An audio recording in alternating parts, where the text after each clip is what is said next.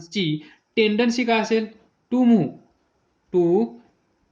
Move from इथे strong आहे, इकडे लो आहे, म्हणजे strong field. To move from strong field to weak field. बरोबर, आला डिफरन्स लक्षात? जर सबस्टन्स, लक्षात ठेवा, जर सबस्टन्स पॅरामॅग्नेटिक सबस्टन्स असेल तर तो वीक फील्ड कडून स्ट्रॉंग फील्ड कडे जातो, म्हणून तो असा आला. बरोबर. जर तो सबस्टन्स डायमॅग्नेटिक सबस्टन्स असेल तर इथे रिपल्शन होतं, म्हणून जर तो असा असेल तर तो या पोझिशन मध्ये येऊन थांबेल, म्हणजेच रिपल्शन. रिपल्शन झालं म्हणजेच ज्यावेळेस हा diamagnetic substance non uniform field मध्ये आपण ठेवू त्यावेळेस या सबस्टन्सची टेंडन्सी काय असेल? Always move from strong field to weak field. जिथे जास्त मॅग्नेटिक फील्ड आहे तिथे जाण्यास हा सबस्टन्स नकार देईल, मग हा सबस्टन्स कुठे जाण्यास होकार देईल? तर वीक झोनमध्ये. म्हणजेच काही मुलं असतात घाबरतात सरांना, मग ते इथून इकडे दूर जातात. त्याप्रमाणे रिपल्शन, अट्रॅक्शन. लक्षात ठेवा, पॅरामॅग्नेटिक सबस्टन्सला जे असेल तेच फेरोमॅग्नेटिक सबस्टन्सला असेल, फक्त दोघांमध्ये डिफरन्स काय असेल? इथली इंटेन्सिटी कमी असेल, फेरोमॅग्नेटिक सबस्टन्समध्ये जास्त असेल. इथे कमी घडत असेल तर फेरोमध्ये जास्त घडत असेल. बरोबर, लक्षात कसं ठेवणार? पॅराच्या पुढे फेरो आणि इथे असेल डाय, या साईडला फेरो. जे तुम्ही याच्यासाठी डिस्कस कराल याच्यासाठी ऍप्लिकेबल असेल. बरोबर, याच्यासाठी नसेल. हा अपोजिट आहे. इथे पहा वीक टू स्ट्रॉंग, इथे पहा स्ट्रॉंग टू वीक. डिफरन्स व्यवस्थित लक्षात ठेवा, परत वाचा. नेक्स्ट आपल्याला माहित आहे सॉलिड, त्यानंतर आपल्याला माहित आहे लिक्विड, त्यानंतर आपल्याला माहित आहे गॅस. तर पहा पॅरामॅग्नेटिझम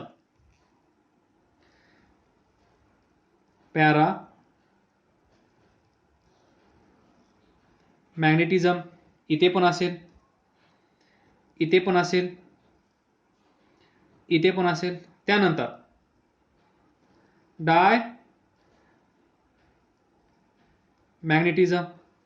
सॉलिड मध्ये पण घडून येईल, लिक्विड मध्ये पण घडून येईल, गॅस मध्ये पण घडून येईल.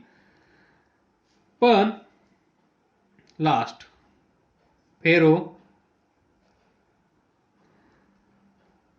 मॅग्नेटिझम फक्त सॉलिड मध्ये असेल, इथे नसेल, इथे नसेल. नॉर्मली ब्रॅकेट मध्ये लिहा,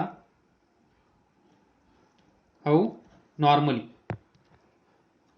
तर पहा पॅरामॅग्नेटिझम अँड डायमॅग्नेटिझम सॉलिड मध्ये अवेलेबल आहे, लिक्विड मध्ये अवेलेबल आहे, गॅस मध्ये पण अवेलेबल आहे.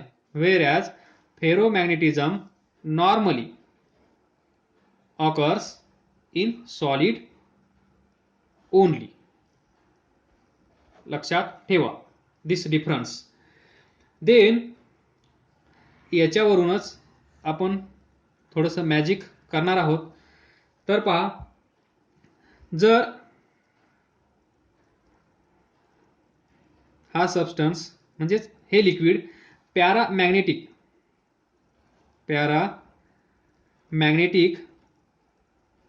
लिक्विड असेल तर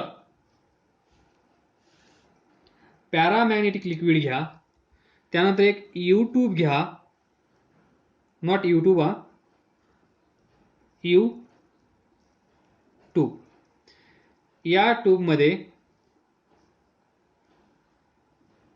काय करा, सबस्टन्स फील करा. हा सबस्टन्स कोणता असेल, पॅरामॅग्नेटिक सबस्टन्स म्हणजेच लिक्विड. स्टार करा, याला डबल स्टार करा. एखादं पॅरामॅग्नेटिक लिक्विड जर आपण YouTube मध्ये भरलं तर काय होतं, त्यानंतर इथे ठेवा नॉर्थ पोल ऑफ मॅग्नेट, इथे ठेवा साऊथ पोल ऑफ मॅग्नेट. तर तुम्हाला माहित आहे पॅरामॅग्नेटिक सबस्टन्स ची टेंडन्सी काय असते, to move from weak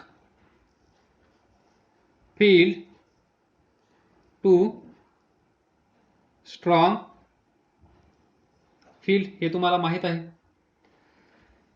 north south या दोन पोलच्या मध्ये या यूट्यूबचं एक साईड, या यूट्यूबची एक साईड या प्रकारे जर आपण दाखवली, किंवा असं तुम्ही इमॅजिन करा, अशी सिच्युएशन तुम्ही इमॅजिन करा, एक यूट्यूब आहे, या यूट्यूब मध्ये पॅरामॅग्नेटिक लिक्विड आपण भरला आहे. त्यानंतर एक साईड ही घ्या किंवा ही घ्या, काही प्रॉब्लेम नाही. तर याच्या साईडला स्ट्रॉंग मॅग्नेटिक फील्ड आपण क्रिएट करायचं आहे, नॉर्थ साऊथ, बरोबर. तर इथे काय घडून येतं, weak field to strong field. तर थोडीशी ही डायग्राम चेंज करूया.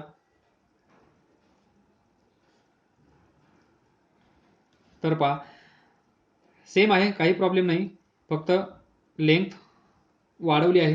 तर काय होतं पहा, याच्यामध्ये या साईडला, इथे पहा, या साईडला मॅग्नेटिक फील्ड आहे का, नाही. म्हणजे आपण कन्सिडर करूया एवढा पोर्शन सोडून बाकीच्या सर्व साईडला इथे इथे इथे इथे कसं आहे, वीक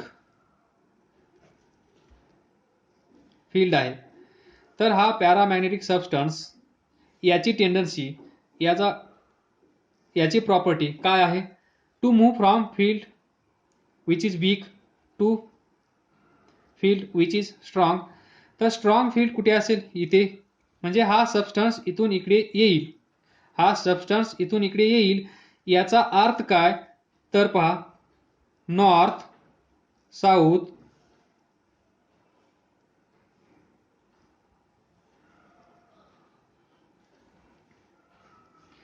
या साईडला हे लिक्विड खाली जाईल, या साईडला लिक्विड वर जाईल. कारण इथे स्ट्रॉंग फील्ड आहे, या साईडला फील्डच नाहीये. जर असेल तर ते वीक असेल. म्हणजे इकडून हे सर्व लिक्विड या साईडला खेचलं जाईल, ज्याप्रमाणे तो रॉड या पोझिशन मध्ये थांबला होता, फ्रॉम वीक टू स्ट्रॉंग, बरोबर. त्याचप्रमाणे हे झालं सॉलिड, हे लिक्विड. म्हणजेच पॅरामॅग्नेटिझम सॉलिड मध्ये आहे, लिक्विड मध्ये आहे, हे इथून दिसून येत आहे. तर ही डायग्राम लक्षात ठेवा. त्यानंतर वन मोर सिंपल लॉजिक, इथे किंवा असं ड्रॉ करा, हा नॉर्थ पोल, त्यानंतर हा साऊथ पोल, आणि हे दोन पोल्स एकमेकांच्या क्लोज आहेत. कसे, जवळ आहेत. नॉर्थ पोल, साऊथ पोल एकमेकांच्या जवळ आहेत. त्यानंतर एक प्लेट घ्या, बरोबर. या प्लेटमध्ये पोहे भरा, सॉरी नॉट पोहे, काय करायचं आहे आपल्याला, हे पॅरामॅग्नेटिक लिक्विड घ्यायचं आहे. ज्या वेळेस इथे पहा, north pole and south pole जवळ आहेत, व्हेरी क्लोज. तर इथे फील्ड कसा असेल, स्ट्रॉंग. मग तुम्हाला माहित आहे, जर हा सबस्टन्स पॅरामॅग्नेटिक सबस्टन्स असेल म्हणजेच लिक्विड, तर याची टेंडन्सी तुम्हाला माहित आहे, always move from weak field to strong field. तर नॉर्थ साऊथ इथे सेंटरला एवढ्या पोर्शनमध्ये फील्ड, मॅग्नेटिक फील्ड कसं असेल, स्ट्रॉंग. जर मॅग्नेटिक फील्ड स्ट्रॉंग असेल तर काय होईल, या प्लेटमध्ये जे लिक्विड असेल सुरुवातीला असा असेल, बरोबर. ज्यावेळेस तुम्ही या प्लेटमध्ये हे लिक्विड भराल त्यावेळेस हे असं असेल. पण ही प्लेट ज्यावेळेस तुम्ही असे दोन north and south pole imagine करून जवळजवळ ठेवून ही प्लेट इथे ठेवली तर हे लिक्विड असं वर चाललं जातं, म्हणजे या साईडला लिक्विड नसेल. तर ती प्लेट कशी असेल, फायनली अशी असेल. पहा, इथलं एवढं लिक्विड इकडे आलं, या साईडचं एवढं लिक्विड इथे आलं, बरोबर. कारण इथे पहा, हे लिक्विड स्ट्रॉंग फील्ड झोनमध्ये आलं. इथे रिस्क आहे तरी पण हे लिक्विड इकडे आलं, कारण याची टेंडन्सी काय आहे, वीक झोन पासून स्ट्रॉंग झोनकडे जाणं, म्हणून हे लिक्विड इकडे आलं. इथे पण पहा, नॉर्मली प्लेट अशी आहे, ज्यावेळेस ही प्लेट आपण इथे ठेवली त्यावेळेस तुम्हाला असा शेप या लिक्विडचा दिसून येईल. आणि हा शेप पाहिल्यानंतर तुमच्या हे लक्षात येईल की पॅरामॅग्नेटिक लिक्विड कशामुळे इकडे आला असेल, तर त्याचं लॉजिक काय असेल, वीक फील्ड कडून स्ट्रॉंग फील्ड कडे. तर असंच काही डायमॅग्नेटिक लिक्विडसाठी असेल, डिस्कस करण्याची गरज नसावी. म्हणजेच काय असेल, नॉर्थ साऊथ समजा डाय मॅग्नेटिक सबस्टन्स जर असेल, मग ही ट्यूब यू ट्यूब, बरोबर, यू ट्यूब, याच्यामध्ये आपण हे डायमॅग्नेटिक लिक्विड भरलं, बरोबर. सुरुवातीला लेवल सेम असेल. ज्यावेळेस या साईडला किंवा या साईडला नॉर्थ साऊथ स्ट्रॉंग फील्ड आपण तयार करू त्यावेळेस तुम्हाला माहित आहे डायमॅग्नेटिक सबस्टन्स काय असतं, from strong field to weak field. तर काय होईल, मग ही डायग्राम अशी तयार होईल, नॉर्थ साऊथ ही आपली यू ट्यूब, बरोबर.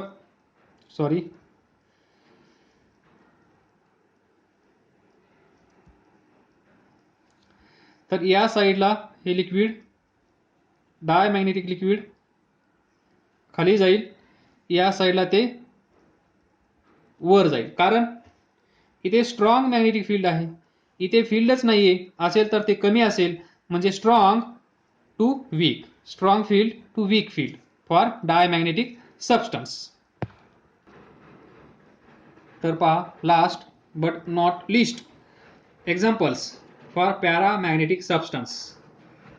तर पॅरामॅग्नेटिक सबस्टन्स असतील ॲल्युमिनियम, त्यानंतर सोडियम, त्यानंतर कॅल्शियम, त्यानंतर ऑक्सिजन, त्यानंतर आयर्न ऑक्साईड, त्यानंतर दिस टायटॅनिक, बरोबर, टिटॅनियम, तुम्ही म्हणा याला टायटॅनिक. त्यानंतर फेरो, पॅरामॅग्नेटिक, फेरोमॅग्नेटिक, डायमॅग्नेटिक, तुम्ही लिहा, तुम्ही पण असंच लिहू नका. तर फेरो, Fe फेमस सर्वांनाच माहीत आहे, CO सर्वांनाच माहीत आहे, कोबाल्ट, निकेल आणि यांचे अलॉइज, बरोबर. त्यानंतर diamagnetic substance number 1 Bi bismuth, Cu copper, Pb lead, silicon, त्यानंतर नायट्रोजन, त्यानंतर वॉटर मॉलिक्यूल, त्यानंतर सोडियम क्लोराईड, हे आहेत सबस्टन्स. कोणते? Diamagnetic substance. पाठ करून ठेवा. आणि एक नोट लक्षात ठेवा. नोट, हे सबस्टन्स ओळखायचे कसे? तर अनपेअर्ड इलेक्ट्रॉन्स असतील तर सबस्टन्स असतो पॅरा मॅग्नेटिक सबस्टन्स. म्हणजे काय para magnetic substance? Unpaired electrons म्हणजे काय? तर पहा, ॲल्युमिनियम कसा आहे पॅरा मॅग्नेटिक सबस्टन्स? तर ॲटॉमिक नंबर 13, इलेक्ट्रॉनिक कॉन्फिगरेशन काय असेल? 2 8 3 8 2 10 13 बरोबर. तर इथे पहा लास्ट ऑर्बिटमध्ये किती इलेक्ट्रॉन्स आहेत? 3 इलेक्ट्रॉन्स, 1 1 1. तर याच्यामध्ये एक पेअर कंप्लीट होईल, एक इलेक्ट्रॉन शिल्लक असेल बरोबर. म्हणजे याची पेअर तयार होणार नाही, म्हणजेच हा इलेक्ट्रॉन कसा आहे? अनपेअर्ड इलेक्ट्रॉन बरोबर. असं लक्षात ठेवा, याला जोडीदार नाहीये, म्हणजेच अनपेअर्ड इलेक्ट्रॉन. मग हा सबस्टन्स कोणता असेल? Para magnetic substance. आलं लक्षात? Para magnetic substance. Ferromagnetic substance बद्दल डिस्कस करण्याची गरज नाही, आपण लहानपणापासून ऐकत आलो आहोत. मॅग्नेट म्हणल्यानंतर दिस Fe iron particles R well attracted by this magnets बरोबर. त्यानंतर डाय मॅग्नेटिक सबस्टन्स म्हणजेच पेअर्ड इलेक्ट्रॉन्स बरोबर. Unpaired electron, paired electron. तर पहा silicon, atomic number 14, electronic configuration 2 8 10 4. किती आहेत? 4. तर पहा 4 म्हणल्यानंतर 2 2 एक पेअर कंप्लीट, एकही इलेक्ट्रॉन शिल्लक नाहीये, त्याला आपण म्हणतो पेअर्ड इलेक्ट्रॉन्स. हे इन शॉर्ट सोप्या लँग्वेजमध्ये सांगितलं आहे. अनपेअर्ड सिंगल किंवा तुम्ही ऑड म्हणू शकता. ऑड असल्यानंतर एक इलेक्ट्रॉन नेहमी शिल्लक असेलच. अनपेअर्ड इथे इवन म्हणा. इवन म्हणल्यानंतर काय होईल? बरोबर पेयर्स तयार होतील. पेयर्स तयार झाल्या म्हणजेच डायमॅग्नेटिक सबस्टन्स. पेयर बरोबर तयार झाल्या नाहीत म्हणजेच अनपेअर्ड म्हणजेच पॅरामॅग्नेटिक सबस्टन्स बरोबर. तर पहा ज्या वेळेस डायमॅग्नेटिक सबस्टन्स, कोणता? डायमॅग्नेटिक सबस्टन्स आपण एक्सटर्नल मॅग्नेटिक फील्डमध्ये ठेवतो. ज्यावेळेस पॅरामॅग्नेटिक सबस्टन्स आपण ठेवला त्यावेळेस आपल्याला काय दिसून आलं? ही डायरेक्शन होती मॅग्नेटिक फील्डची. हा सबस्टन्स, हे ॲटॉमिक डायपोल्स त्याच डायरेक्शनमध्ये अलाइन झाले होते. पण डायमॅग्नेटिक सबस्टन्समध्ये मगाशी सांगितल्याप्रमाणे इथे जे असेल त्याच्या अपोजिट इथे असेल. तुम्हाला लक्षात ठेवण्यासाठी ही डायरेक्शन असेल अप्लाइड एक्सटर्नल मॅग्नेटिक फील्डची, that is magnetising field intensity. तर इथले ॲटॉमिक डायपोल्स या डायरेक्शनमध्ये अलाइन होतात. म्हणजेच इथे इंड्यूस मॅग्नेटिक फील्ड तयार होत आहे. पण ते कसं तयार होत आहे? अपोजिट डायरेक्शनमध्ये. तर मग विचार करा, या सबस्टन्समध्ये जे नेट मॅग्नेटिक फील्ड असेल ते कसं असेल? कमी. इथे एकाच डायरेक्शन मध्ये होतं म्हणून जास्त, B greater than B naught. तर इथे कसं असेल, be less than B not, कमी असेल. इथे जास्त आहे. Final net resultant magnetic field इथे कसं असेल, जास्त, कारण इथे जे ॲटॉमिक डायपोल्स आहेत ते त्याच डायरेक्शनमध्ये अलाइन झाले होते ज्या डायरेक्शनमध्ये मॅग्नेटिक फील्डची डायरेक्शन होती. इथे मॅग्नेटिक फील्डची डायरेक्शन अशी आहे, इथे जे ॲटॉमिक डायपोल्स आहेत या डायमॅग्नेटिक सबस्टन्सचे ते अपोजिट डायरेक्शनमध्ये अलाइन झाले आहेत. मग यांच्यामुळे तयार होणारं magnetic field that is induce magnetic field हे कसं असेल, दिस इंड्यूस मॅग्नेटिक फील्ड कसं असेल, इन अपोजिट डायरेक्शन. बरोबर.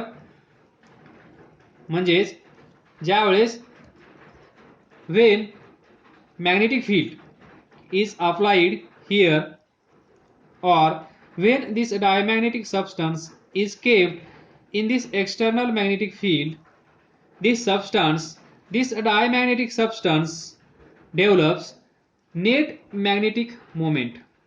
Net magnetic moment, net magnetic moment in direction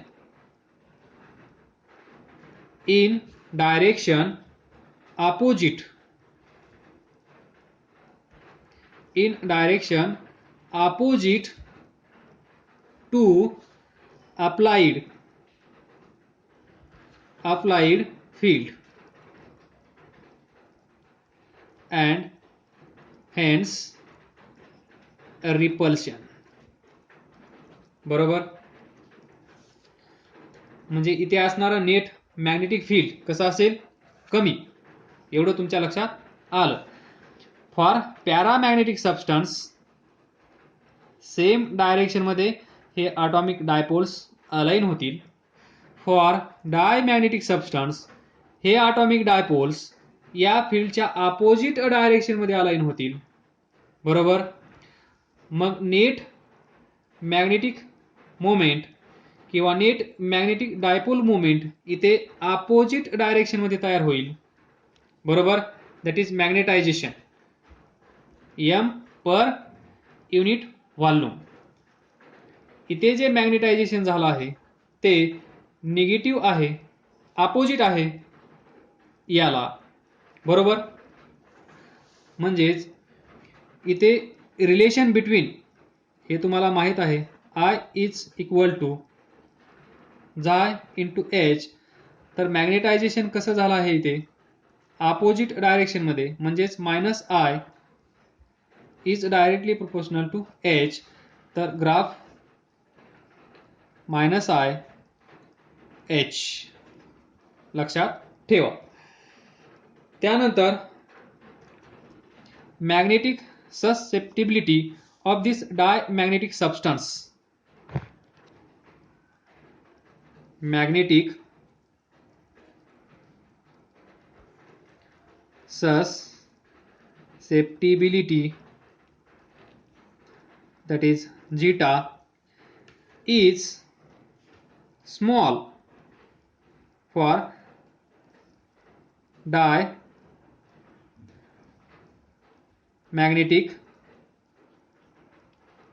substance. आलं लक्षात. स्मॉल असेल आणि ही असेल निगेटिव्ह. पॅरामॅग्नेटिक सबस्टन्स साठी स्मॉल होती, पॉझिटिव्ह होती. तर पहा कंपॅरिझन, पॅरा फेरो डाय. पॅरामध्ये पॉझिटिव्ह स्मॉल, फेरोमध्ये पॉझिटिव्ह लार्ज. डायमॅग्नेटिक मटेरियलसाठी निगेटिव्ह आणि स्मॉल.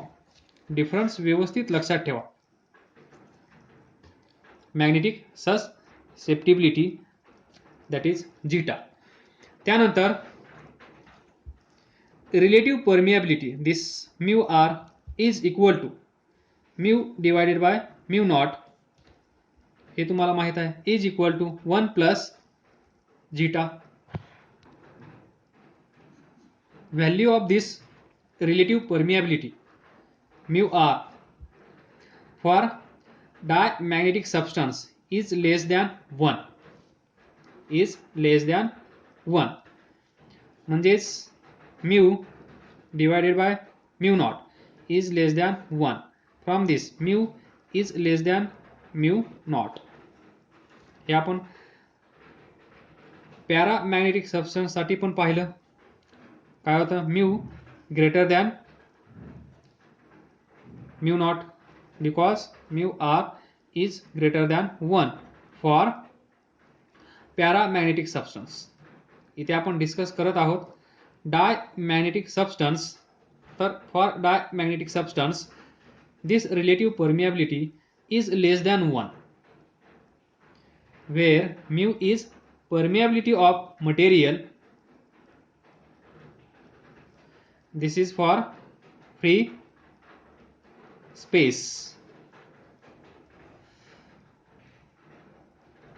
बरोबर.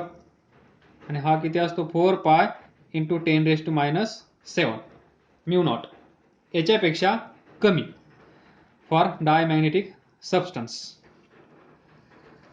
Now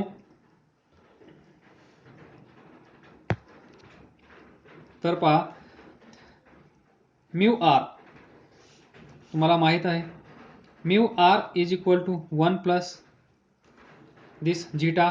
mu R for diamagnetic substance कसा आहे, less than 1. Less than 1 consider करूया आपण 0.1. बरोबर. तर इथे पुट करा, काय येईल, 0.1 is equal to 1 plus zeta. 0.1 minus 1 is equal to zeta. So what is value of zeta, किती येईल, 0.9 minus c. For diamagnetic substance, this magnetic susceptibility, that is zeta, is negative and small. तर याचं छोटंसं proof. बरोबर आहे. Mu R लेस असतो, कुठली एक व्हॅल्यू कन्सिडर करा, इथे ठेवा, ठेवली, हे सोडवा, तुम्हाला निगेटिव्ह व्हॅल्यू येईल. That is magnetic susceptibility, that is zeta is negative for diamagnetic substance and it is small. Negative and small.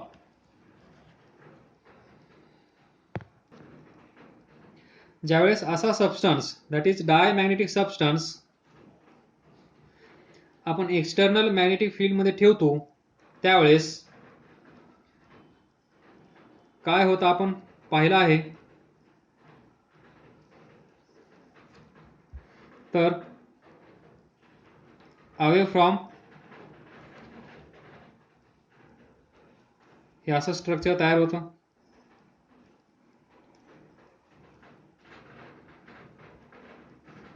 बरोबर. This is diamagnetic substance. Repulsion, bend away from substance.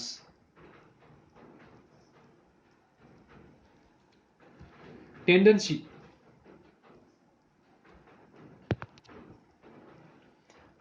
of bending this magnetic field lines for diamagnetic substance.